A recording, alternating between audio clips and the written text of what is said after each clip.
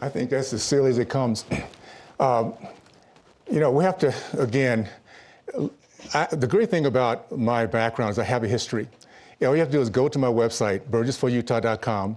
You start to see years of conversations about what I believe in our country, about what my thoughts are about conservatism, about our nation, our Constitution. It's all there. And it was way before I decided a year or so ago to become a politician. So I think it's interesting in my mind that whoever talks about child trafficking, whether it be Tim Tebow, Tim Ballard, myself, all of a sudden, everything we do is tied into conspiracy. Up until this came out, I still don't know what QAnon means or what they're all about. It doesn't matter because it doesn't really reflect on anything I'm doing right now.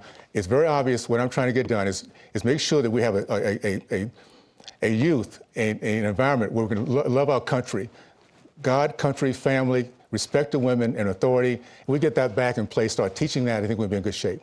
But I want to come back to this conversation about QAnon as well. That is what the FBI has called a dangerous conspiracy theory.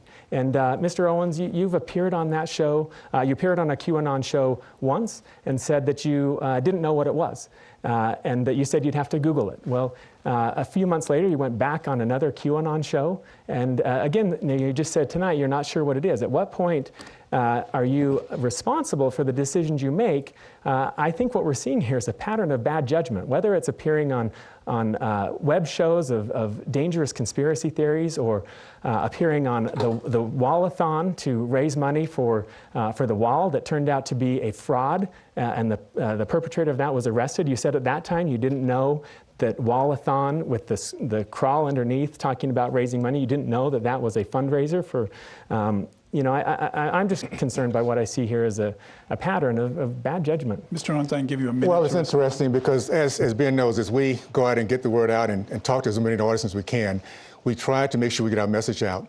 The show that he's talking about was a show that was not a QAnon. Someone had called in who happened to be a member of whatever that is.